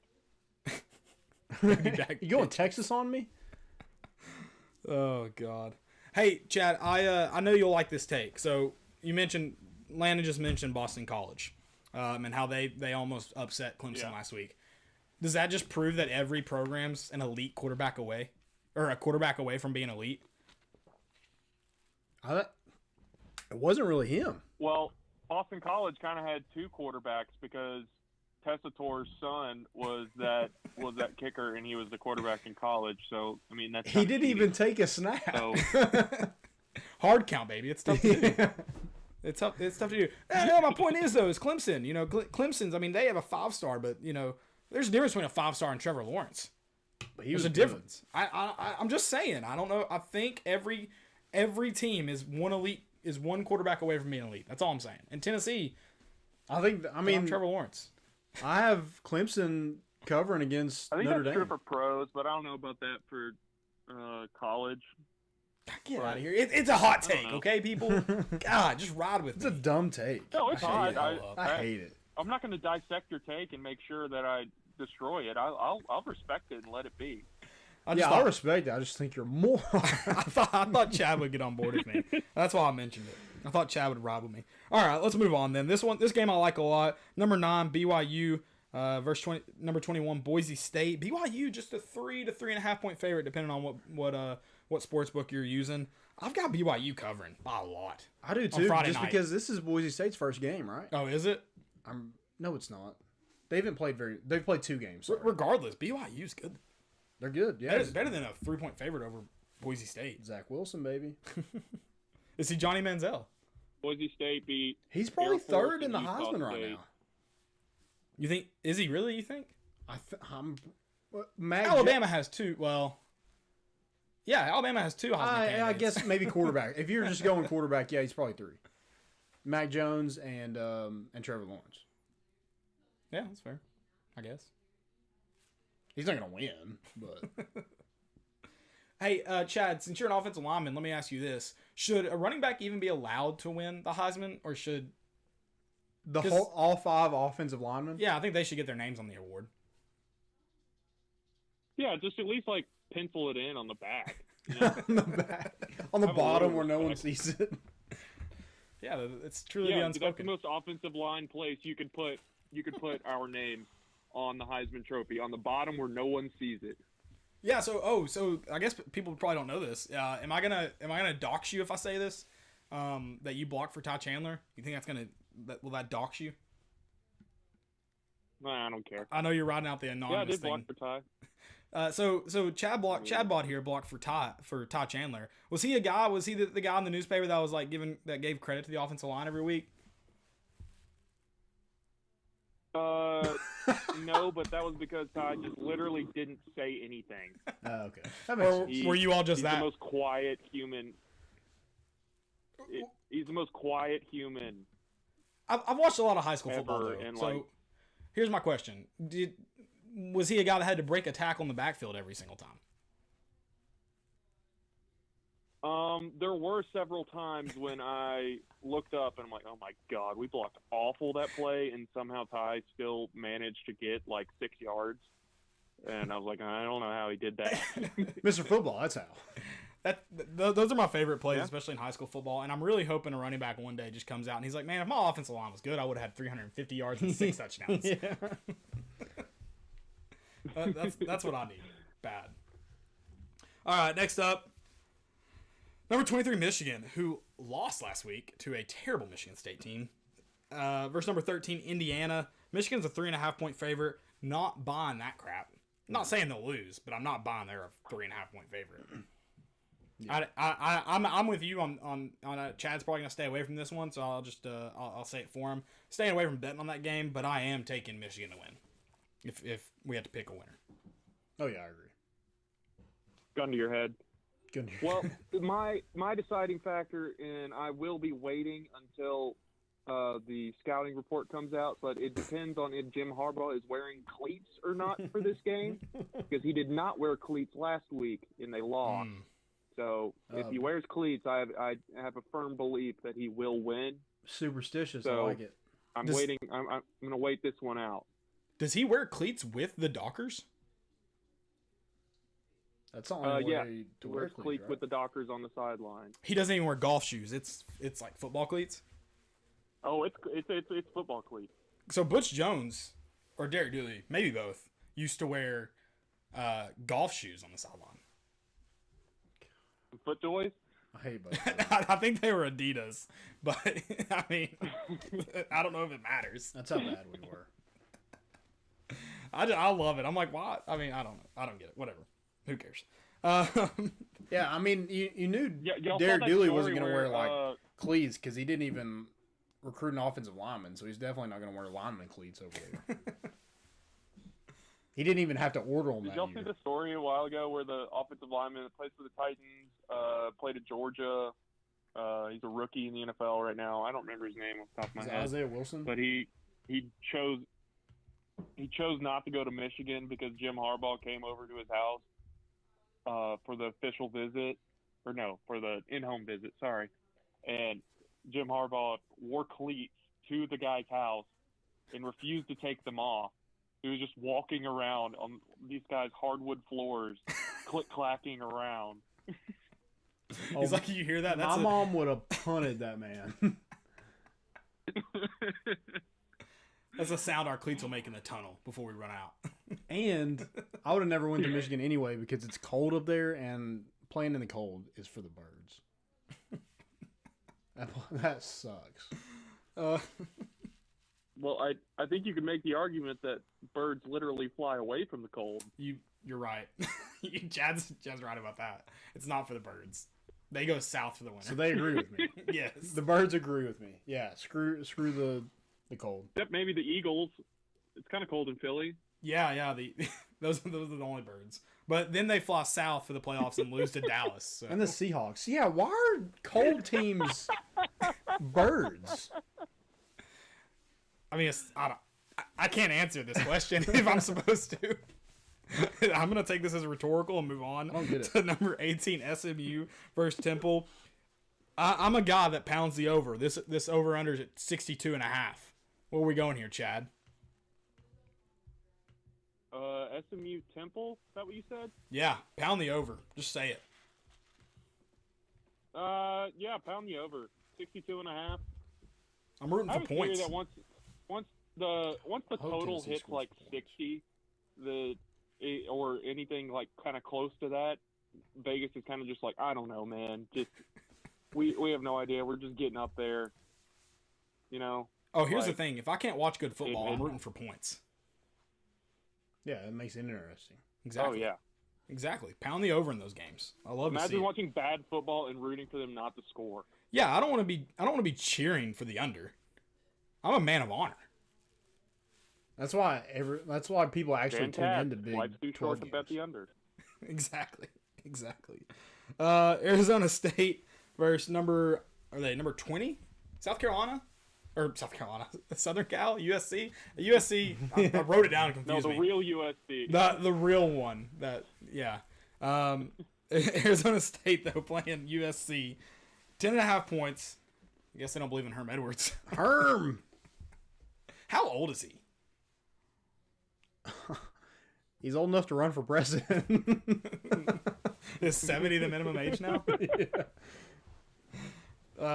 Yeah, I've got USC winning this one, but I would not take them to cover. Not a chance. Dang, Herm Edwards is 66. I'm sorry. I thought about it too. I'm gonna go USC. USC? I've got an Arizona State hat now, so I'm pretty much a fan. USC. Who do you got, Chad? You got Herm? Yeah, I'll take USC for my pick. I don't know about the points or over under. Yeah, stand I don't know. I couldn't name a player on either of these teams, to be honest. So All right, I've got 3 more games college football I want to run through. Real quick, get your thoughts. Kansas, go Oklahoma. ahead. Oklahoma. Oklahoma, Pounding the over. they're 30-point favorites. Ooh. That's a The lot of points. over-under is at 63.5. Oh, I'm taking that. Yeah, I'm taking the over for sure. Yeah. Would you take Oklahoma to, Yeah, to I'll cover? I'd That's take the over. question. No. If it was last I don't year, I know think how yes, Kansas but I don't is so think this year, bad. no. How is Kansas so bad? Les Miles is. I mean, I know they don't have any players, but Les Miles is a good coach. I like the guy. He's a good He's a guy. good football guy. He's Sorry. losing his mind from all Hey. the grass he eats. Hey, I was wrong. Oklahoma's a 38-point favorite. Yeah, I'm not touching that. Definitely not. Yeah. I mean, Kansas guys. I don't think you understand. Kansas is bad. They are bad. Kansas is terrible. They are. They lost to Coastal Carolina in their first game of the season. Coastal Carolina scored 40 on them. They're good. Coastal Carolina is Well, the Coastal truth. Carolina was ranked, weren't they? They are ranked. They're undefeated. I think what we need to be at. Hey, Chad, do you know if it's the Chants, the Chanticleers? He has no clue. He might know. Or the Chanticleers. The mascot for Coastal Carolina? Yes. I don't know. I didn't even know that was their mascot. I don't know what it means. I just know how to. Chants. I also don't know how to pronounce it. So. Shots. All right, who we got next? Next up, you've got Oklahoma State, who's has officially turned in the Big 12's bid for the college football playoff. They said we don't want it. No, thank you. Versus Kansas State, they are 12.5-point favorites. I'd take Oklahoma State. I'm not willing to take them cover. They regroup. I got Gundy. Yeah. You got Oklahoma State? Yeah, I got Oklahoma State. Maybe even with the points. Hey, do you think Texas is back though after last week? No. Actually, I have a question about that. Okay. What do you think, Chad? I don't know. Are they ranked? Yeah, they're 22nd. They beat an undefeated Oklahoma State team. I think that's worth mentioning. So Raging Iguana Yeah, it's asked, definitely worth mentioning. think Arkansas is as big for Pruitt as Oklahoma State was for Herman last week? I don't know. I mean, if it was... Hold on. Here's the thing. Pruitt has way more to lose by losing to Oklahoma. If Tom Herman had lost Oklahoma State, he loses to number 6 undefeated team. Right. So I don't think it's comparable. Right. Yeah. I think this game is much more important. Maybe like No. It's just a can't lose game. right. Whereas Texas could have lost that and no one cares. But does this help? Like, No. If you beat Arkansas, you should have beat Arkansas. It doesn't matter. wait, what? If you beat Arkansas, you beat them. It's nothing else. Cool. Congratulations. Move on. Yeah, we're favored. We're favored, and they were big underdogs. Whereas Texas, You think it's bigger for who? I just don't think it's comparable. Oh, okay. Because Tom Herman could have, like, you go out there with nothing to lose. Whereas Tennessee's got, like, it's not a must win, but it's a game you need to win. Like, in terms of, because I think it's a must win. I'm not saying it's right. I'm just saying because of this year, I don't think it's a must win. Yeah, I mean you're not going to be fired, but Right. it's a must win to salvage the rest of your season. Yeah, that's why I say, like, that's why I'm trying to differentiate that from what you would normally call a must win. Okay, gotcha. But Have any college coaches been fired yet? No, I don't. I mean, I think outside of like a Zach Smith type scandal, I don't know if any coaches will be. No, I don't Like, think so. you've got to be caught on camera snorting cocaine or like beating a kid or something to get fired this year, I think. Well, it has happened before, so let's tune in. I'm not willing to say it's not going to happen. I'm just saying I think you could go 0-10 and be accused of snorting cocaine and keep your job. But you could go 10-0 and get caught on camera and you'd get fired. That's all I'm saying. Yep. That's Yeah, it. this It's not going to be think because Lane of Kiffin said it the best. They were football like- year. Right. What were you saying about yeah, Kiffin? Lane Kiffin said it best. He said something like, "Hey, you've got to make sure all your kids pass all their classes and make sure they go to all their classes during a pandemic, handle all of the pandemic regulations and stuff, not get fined, and go out there and beat Alabama." Like, that's asking so much for coaches this year. And if you complain about the officials in a press conference, you get fined $5,000 more than somebody who instigates a fight. No, I think it was the same. I think it was the same price tag. I think they were both $25,000. Okay, I think they were both. Okay, still. Yeah, I'm not And then disagreeing. do It's so math dumb. live on Twitter of how many pennies that is. And then you just keep on like you're wrong, but you keep on just replying to that same tweet, so everybody knows you're wrong 3 times. And another, those guys don't even know how much money they're making. They have no idea. Especially in pennies, they have no clue. Exactly. Yeah, just tell Lane Kiffin when you hire him next, we'll pay you 250,000 pennies a year to coach this team. He would eat that up. He'd love that. He'd be like, I'm deal. Yeah, Like, yeah, man. that's a deal. You could have paid me He's like, I 10 don't want to pennies. lose money. John Gruden. Tell John Gruden we'll pay you 1 million pennies per quarter Oh, of he'd love the it. year. Yeah. That and he'd be like, I don't know, man. How much is that? Is that your John Gruden impression? Yeah, you're a lot better than that. Here's the thing. So we talk about how those guys shouldn't be paid as much as they are. I think you should only be allowed to offer college football coaches their contracts in penny amounts. And if they're smart enough to figure it out, they get the millions of dollars. And if they're not, they're not. It is what it is. Yeah, you got to have your own The personal SEC accountant would to save deal a with that. whole bunch of money. Exactly. I think Tennessee would be paying Pruitt a lot less. Pruitt And didn't then- know what asparagus was until he was well into his 20s. And then the I don't think he extension does. is also in pennies. That you know what? That is a good point though. Pruitt may know exactly how many pennies that is because he was a high school football coach at times who probably paid for like his coffee in pennies at Weigel's. So that might be a dangerous He looks game to more play. of a pilot guy. It might be a dangerous game to play with him.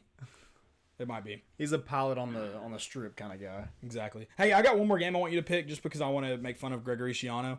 Ohio State versus Rutgers. Is it So you take- 37 or 38? I couldn't even find a line for it. I think it is. So I'm taking Rutgers in this game. What about you? You're Me? fully- Yeah, you. Yeah, I'll throw I'll throw some money down on Rutgers. See what happens. Hey, let's get crazy in here. Let's get wild. I think it's possible. It's pandemic year, man. Ohio State's favored by 38. Yeah. Good God. Justin Fields still has to get tested for COVID tomorrow. You never know. Nobody on Rutgers is going to test positive. They all got it in Yeah, they're still in there June. within 3 months. Oh yeah, that's right. They're still in the clear. Shiano played the long game. That's all I'm saying. Played the long game. They're gonna be. They are bowl eligible, but they're gonna be screwed when that 3 months is up. Yeah, exactly. Hey, so speaking of COVID, what about that article that I don't think's true? I haven't done the research. That I think it was WBR said that Tennessee basketball players had chips implanted in them. Yeah. Why would you tell on yourself? I don't think that's true. Yeah, there's no way that's true. I mean, yeah, but I don't even. I think apparently they're only wearing them like During practice? which doesn't make sense. Wouldn't you know who they're around at Yeah, practice? there's no way that's true. I think they're wearing them they all show the time. Bracelets. I don't think they'd have to go bracelets and like. I don't even know if that's legal. I mean, listen, Yeah, they're not dogs. I'm not saying it's not. I'm not saying it's legal, but They're gonna know every player that goes to. this phone also knows everything about me, so it's like Right. I'm pretty much carrying around something that traces me everywhere I go. Every time you Exactly. walk into like Uptown or something, it just like the alarm goes off on it. Get the F out. Good Lord. Yeah, no, I thought that was funny. I loved reading all the Facebook comments about it. It was a fun game I played. All right. NFL power rankings. Chad, I want to ask you before we do 5. Did Landon tell you to do 5? No, you guys told me nothing about the NFL. All right, well, you get to pick the NFL blindly. Let's see how this goes. We'll see where you put the Titans. All right, so Landon will go first. Tell us your number 1, and then we'll do a snake draft type thing. So I'll go last, and then I'll tell you my number 2 first. Okay. So number 1, I got the Chiefs. Makes sense. Easy. Easy. They're just the best team in the NFL. Who you got, Chad? Except when they play the Raiders, and the Raiders play a perfect game. When is that?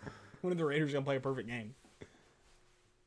When they beat the Chiefs. The time that they played the Chiefs, and Wasn't they it? beat Who do them. you got at number 1, Chad? That's what I want to know. Who you got? I still think Chiefs are probably the best team, but yeah, they're just so much. Patrick Mahomes is so much fun to watch. Oh, he's electric. Sidearm, baby. I love that the Cowboys quarterback did that. Every quarterback does that. Yeah, but like it's only like magnified when It's only Patrick hilarious Mahomes. when it happens to the Cowboys. Chad, did you pick a number 1 team yet? Yeah, you picked the Chiefs. Okay, you didn't make it clear. No, he You're wasn't. like, I think they're the best team, but I've got the Oh. Chiefs too. I've got the Chiefs I at thought- number 1. Okay. Who you got number 2? Number 2, I got Seattle. Still riding that Seahawks wave. Chad, who you got? I got the Steelers coming in at number 2. Big Ben. There's about 300.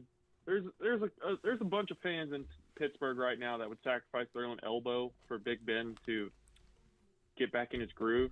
I think that's a possibility But that if someone Big may. Ben picks it back up, if Big Ben picks it back up, they're going to be tough to stop in the AFC. It's just Tommy AFC John is surgery, stacked. so it's cool. I think it's possible that someone will have to sacrifice something, a body part, for Big Ben soon. If he wants to play the whole season or And play. didn't he have like a ton of kids?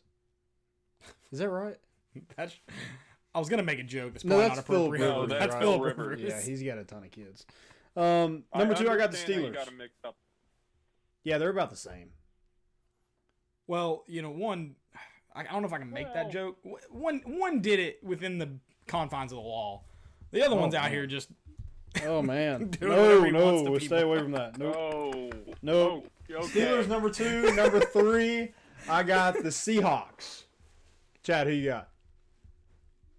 Yeah, I'll go Seahawks 3. I've got the Steelers at 3. Okay. Yeah. 4. 4. Wow.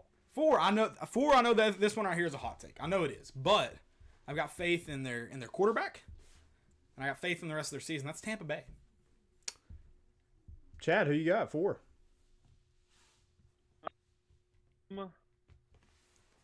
What? Yeah, I'll go Tampa Bay 4. Tampa Bay at 4. I also have Tampa Bay at 4. Okay, The so Bucks. not as hot of a take as I thought it would be. No, it's Okay. not, it's not scorching. It's lukewarm. It is. It's a very normal take. Number 5, I got the Bills. Bills Mafia, baby. Okay. No. Beat Bill Belichick once. You Yeah. getting Landon's Oh yeah, top 5. Chaz. My turn. I got Titans at 5 for sure. You guys go pick it. They made moves. They got They beat made by. moves. They made the, moves. It's NFL power rankings after this week. It's not. What they might do this week. Yeah, come on, man. We're not projecting. No, this is the rankings. Oh, so we're time traveling back in time and ranking them before the free agency moves. Yeah, sure. If that no, they lost this week. They got beat by the Bengals. Who their entire starting offensive line was out. Come on, Chad. Let's. I want to hear you rant about the Titans, not pick them up. Put them down, baby. No, I Be love upset. my Titans. Were you not mad this Sunday? I lost a parlay that would have paid out $600. I only had the Titans money line. They didn't have to cover. They just had to win, baby, win. That's stupid. To the Bengals? And you're going to pick them at number Baby. 5. Joe Burrow, man. Yeah. Dang, that's the most disappointing. Hey, This he's is the doing most really disappointed well. I've ever been in you. For what he's got. I like Joe Burrow. Big Burrow guy. Burrow, coincidentally, is a big Maxion guy. So, big fan. All right, number 5, though. I've got Baltimore still. I'm still believing them. Their losses have come to good teams, so I'm not willing to just...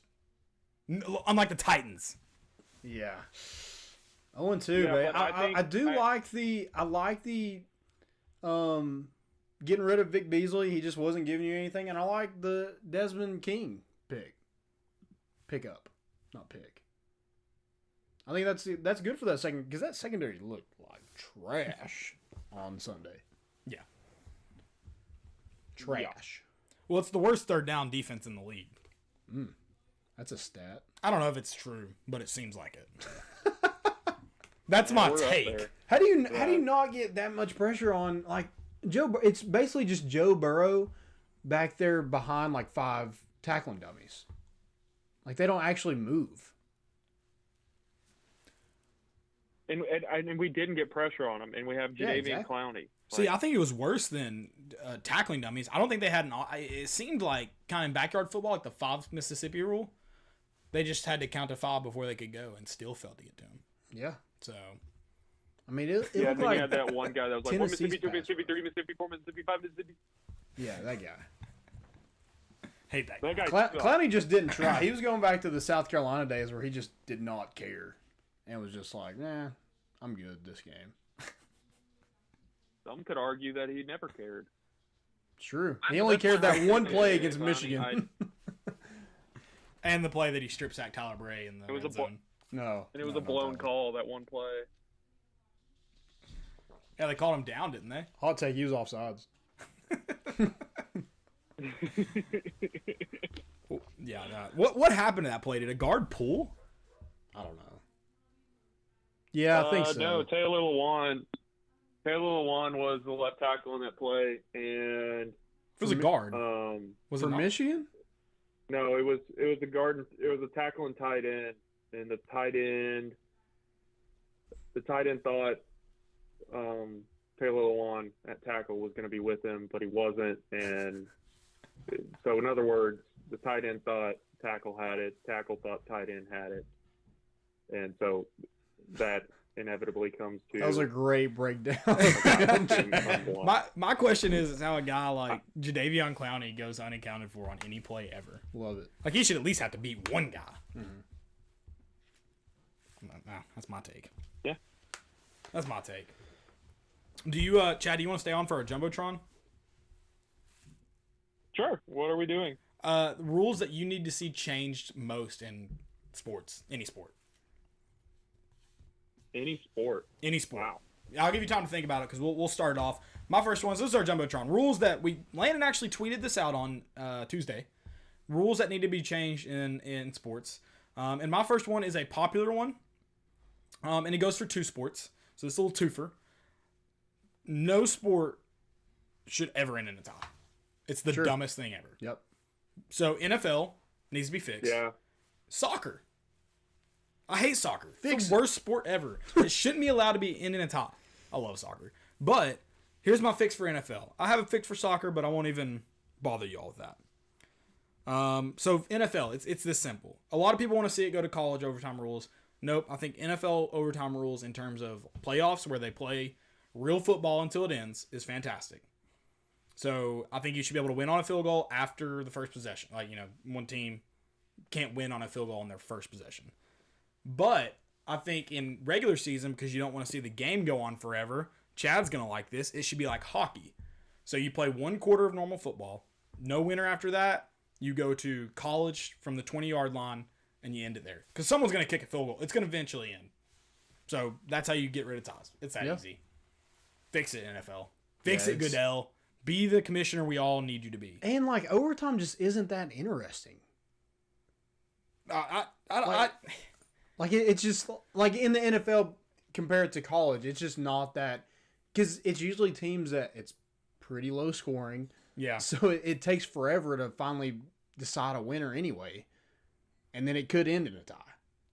Yeah, I just don't think it should be able to end in a tie. I like hockey's. The way hockey sees it is that someone should win on a true hockey play. Mm-hmm. And that's how I think football should be too. Yep. Except for regular season when you need the game to end. Yep. Is that right, Chad? They play 1 period in the regular season, then penalty shootout? Yeah, and then penalty shootout, which penalty shootouts are basically a coin flip. Right. Kind of like how a college football overtime is. How often does a true best team, or even who is playing the best, win it? Depends. What if they put them back to the 40? I don't know. Would that make it better? I think there is something to be said about I think there is something to be said about the best team not always winning. If that makes sense. No, for sure.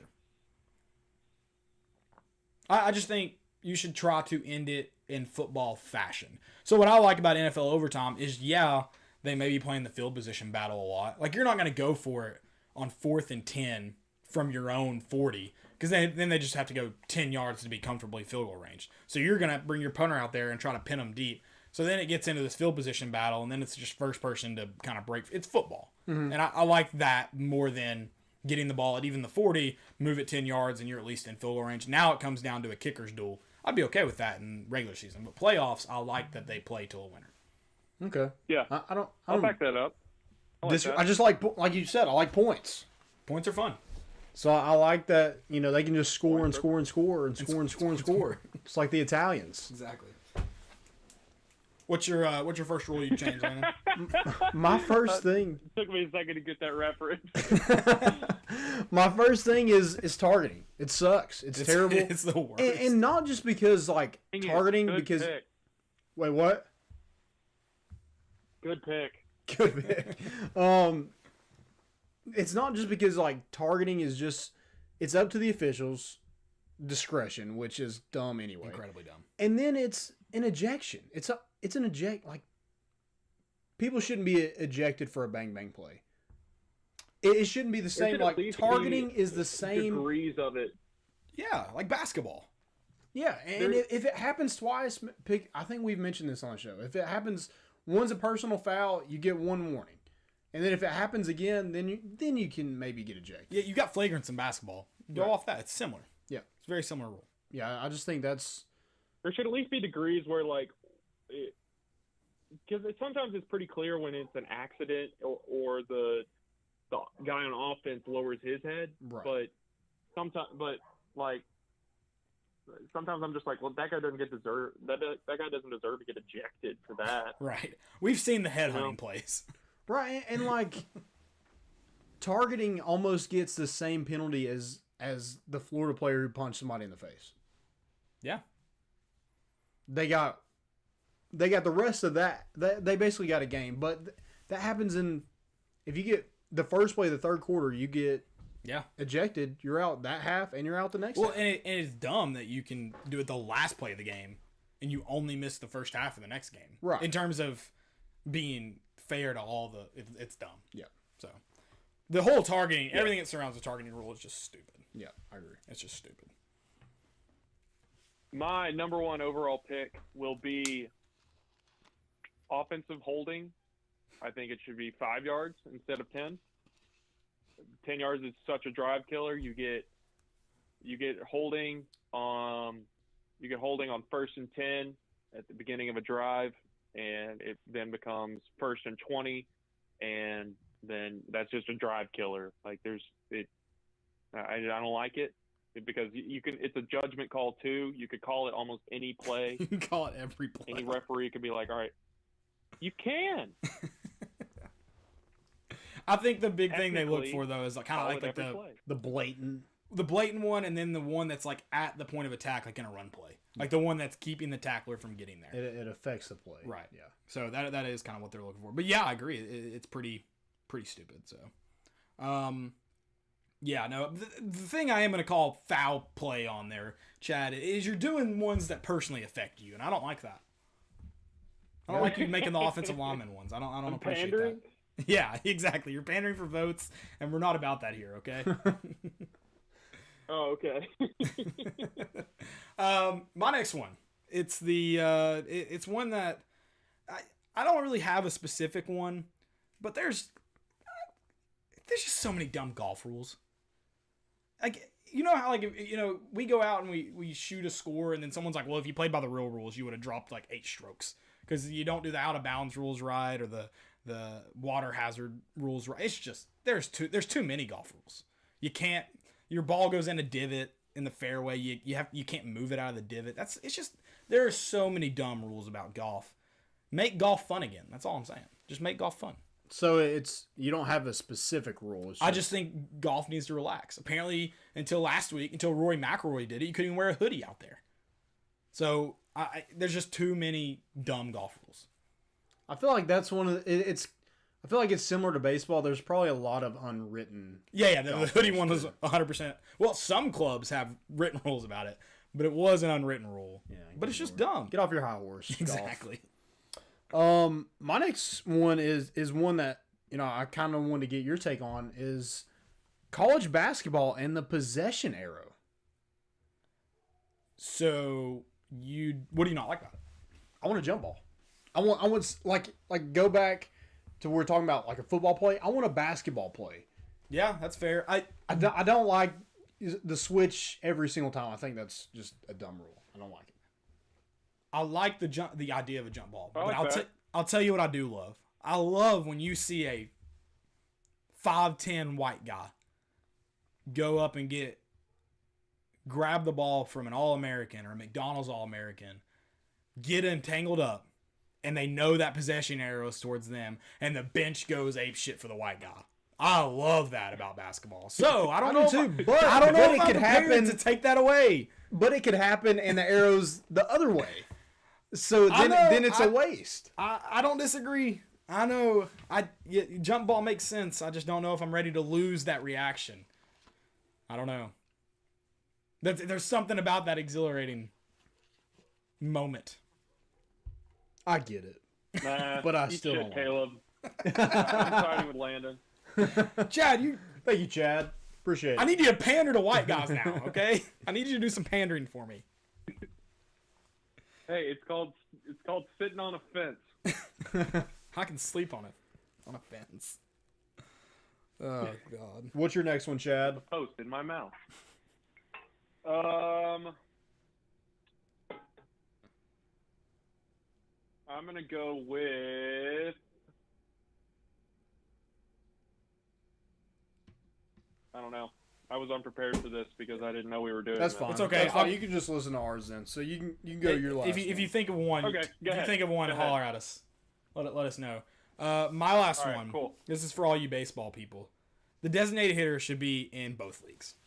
I agree. It is the dumbest. First off, designated hitter, absolutely electric. The fact that you can bring a guy on in the 9th inning, he hadn't played all game, and can hit a walk-off home run, or he's hit twice, 3 times maybe.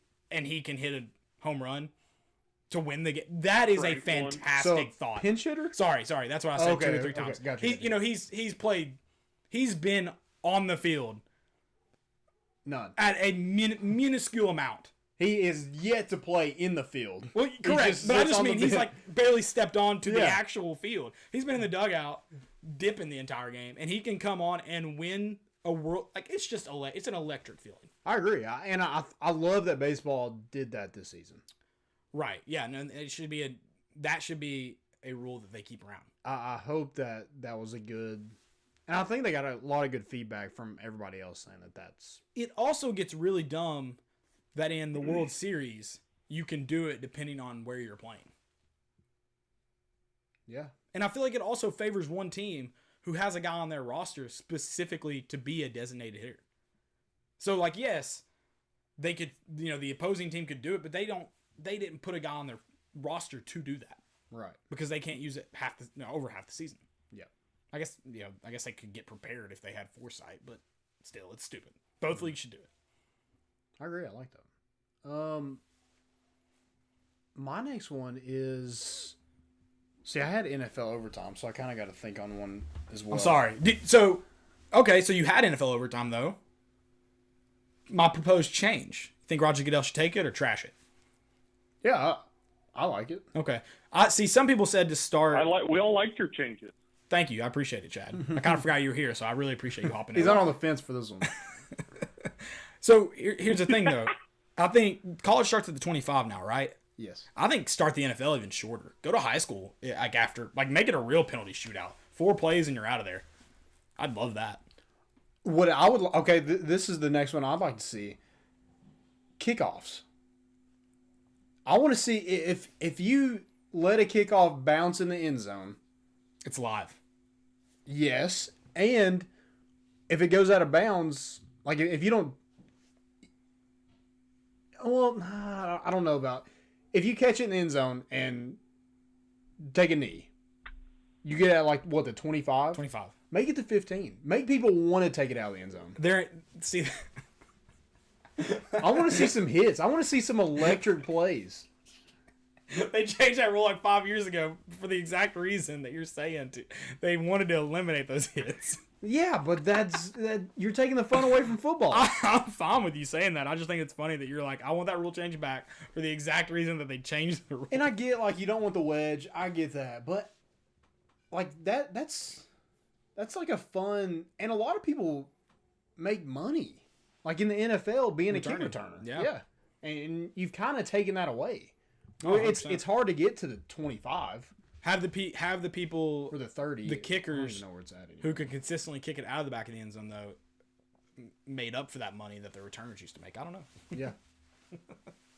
No, I just thought it was funny that you gave the exact reason the NFL was like, yeah, we got to get rid of that rule. Or move it back.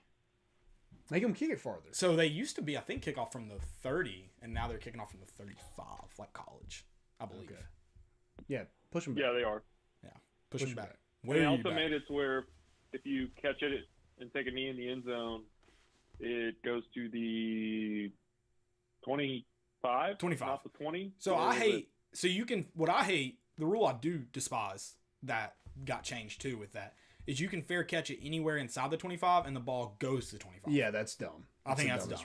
I mean, they're literally trying to take out kick returns. Correct. Without completely taking them out of the game, yeah. Yeah, so dumb. Just give it to if you're gonna do if it's going the way it's going, just give it to him at the 25. Well, and what I really hate about that as a kicker, I think if a kicker's talented enough to kick it high enough to give his team time to get down there to try to pin them inside the 25, you should reward that and that team. You should reward the team that tried to do that, not allow them to fair catch it. Right. So, I don't know. Oh, and here's my favorite bonus rule that a lot of people don't know about. It's happened a couple times in the NFL. I've never seen it anywhere else. So on a punt, if you fair catch the punt, I believe this is right. I'm going to have to look it up. Someone fact check me. My phone's dead, so I can't see comments on Twitter. If you fair catch a punt, the very next play, your team can take a free kick from that spot where your kicker has an opportunity to try and kick a field goal uncontested. So pretty much everyone lines up like it's a kickoff because you go down and cover it in case the ball doesn't get there. And your kicker will try and kick it for points.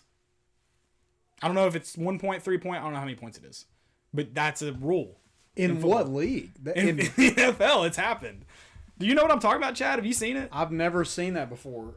And when's the last time this has happened? No, it happened. I don't know what you're talking about. The most recent time, I'll look it up, the free kick rule. The most recent time I remember was like the Arizona Cardinals. I mean, like Carson Palmer was still playing quarterback for him when it happened. So I'll look up the exact rule and read it for you. So it's called a fair catch kick. So let's see. So the fair catch kick is considered an obscure rule and is rarely attempted because most fair catches are made well out of field goal range, and a team making a fair catch has possession of the ball on a first down. And then the kick must be either a place kick or a drop kick, and if it passes over the crossbar and between the goalpost of the opposing team's goal, it's 3 points. But the team can return it. The returning team can catch and return it if it's in bounds. Gotcha. So that's an awesome rule that I think we need to see taken advantage more often. So it's just a punt through the field. It's a punt and a field goal combined. So let's say Tennessee or Arkansas. Let's give Tennessee points here. So let's say Arkansas punts to Tennessee and they fair catch it like the 50. The very next play, Tennessee could attempt a free kick. So their kicker can get like a kickoff, can line up a kick and try to kick it through the uprights for 3 points. Huh. I'd like to see it. I mean, you'd have to have a punter punting it to you from like the back of the end zone. Right. Well, so I think you can decide it after you've caught the fair catch. Like they don't have to say before the fair catch, "Hey, we're going to try a free kick after this." Does that make sense? Yeah. Now the trick crazy is, rule. yeah, it is, and it's rarely attempted.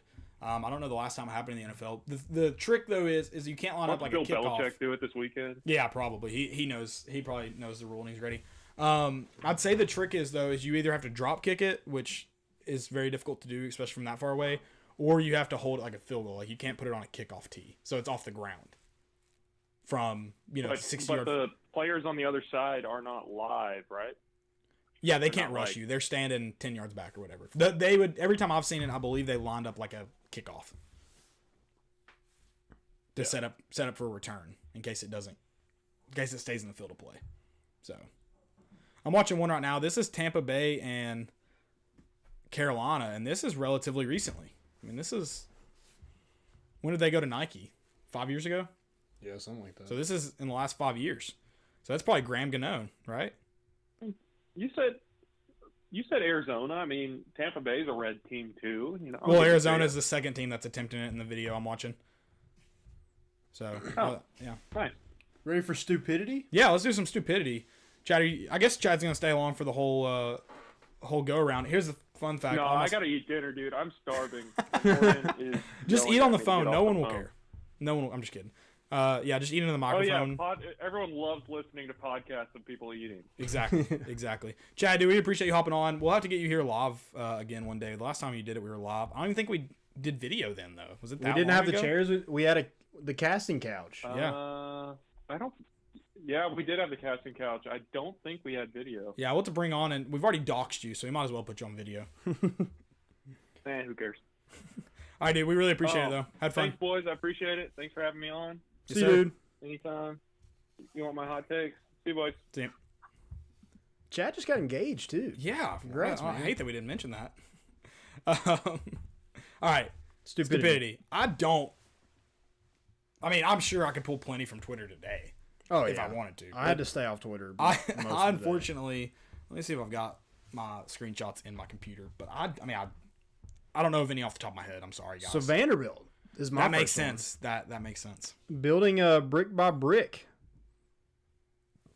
So The basketball program. yeah, What a terrible name for like brick terrible by thing for the basketball brick. program to say. Stackhouse era # anchor down.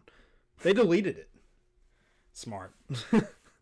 Smart. But yeah, just come on. That is smart to do, but at that point you're kind of admitting that we're idiots. So maybe just And we're terrible. maybe just ride out that wave, guys. Just ride out that wave. It won't last long, I promise. That's good. Did you find any? No, I'm gonna Sit this one out. my photos are loading. I got one more, and that's AE Stats, Austin East Stats. Oh no. They put final Northview Academy 28, Austin East 7. There will probably be one more game for this senior class next week at Sequoia High in Madisonville, Tennessee.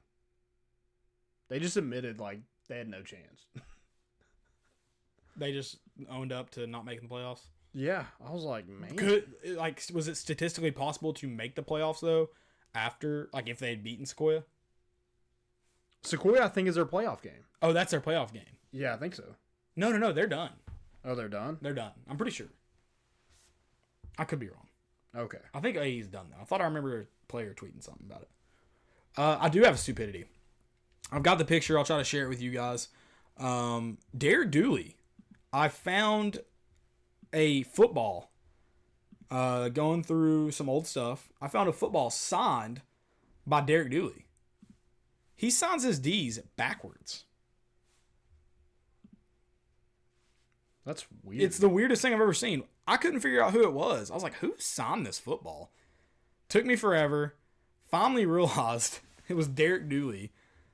I don't understand it. And I don't know if I ever will. I'm trying to see if I can get it. AE went 0-10. Oh, yikes. Did not realize that. Yeah, so I guess they were just ready to be done. Like, yeah, we're going to call this one, guys. Okay, still working on... I really want you all to see this one because maybe I'm crazy. Maybe you all go, Caleb, that's not that bad.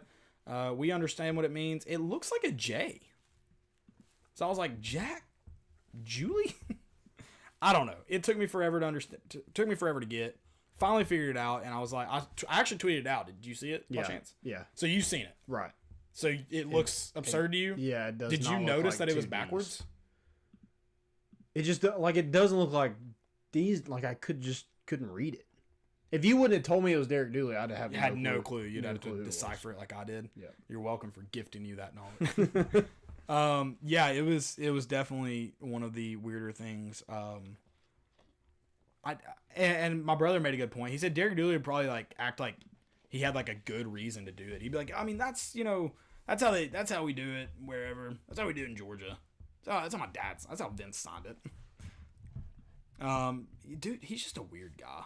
Yeah. Apparently, talking to someone who played for Derek Dooley, apparently if he'll ever come on and share some stories, and I think he might one day, so that'll be a good one. Apparently, he walked in to.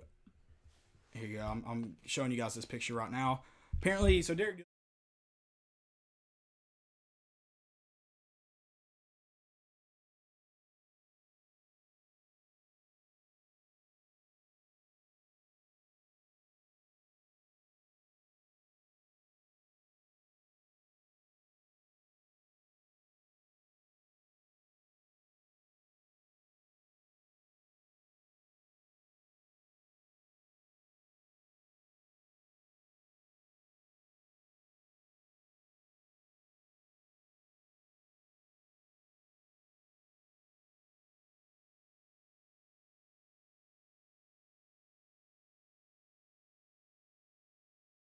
Derek Dooley's probably technically smarter than me, but that's not with that comment.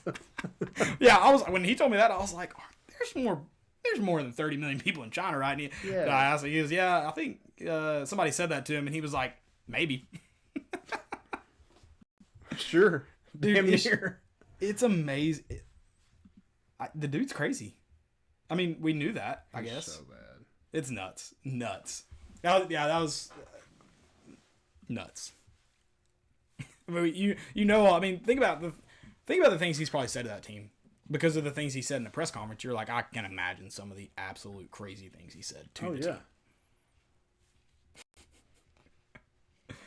Oh, that's fantastic. That's all I've got. He's for losing his stupidity. mind. 30 million people in China are asleep. They don't even know you lost that game. Like I feel like most China people don't like. They didn't watch the Music City Bowl. Not only do they not. It's amazing. It's amazing how dumb he is. Yeah. Why do you say like there's 30 million people in the United States that? I don't know, because there'd probably be also more than 30 million in the Oh, United yeah, States there's that a didn't lot know more. that. Yeah. Why even start? I don't know. What went through his head? You're trying to figure it out, and that's the dangerous part. You can never figure it out. I'm just like, he thought that in his mind. He's like, oh yeah, this is what I should say. I just feel like he's like, this is gonna make everybody feel better, and everyone's so confused it did. I mean, I guess it did. They got their minds off of it. They got their minds off of it. I love it. There was, I want to point that there was some players in that meeting that were just like, he's right. He's dang right. There was. I'm sure. I mean, I'm sure there were. I'm sure, unfortunately, there were. Guys, we appreciate y'all listening to the show. We really do. We want to thank Chad again for hopping on. Always have a good time talking sports and gambling and all that good stuff with him. Tennessee at Arkansas this week. 7:30? 7:30 kickoff? 7:30. So a little late game. That'll be good. After dark. SEC after dark, baby. It's real dark now at 7:30. Yeah. But we'll be here Saturday again. It'll be an early time. We'll go live before noon around noon with our keys of the game. So make sure you're looking for that. Other than that, guys, we'll be back Sunday too. Play the young guys and bet the over. Pound the over. We're bringing the boat in, and we out.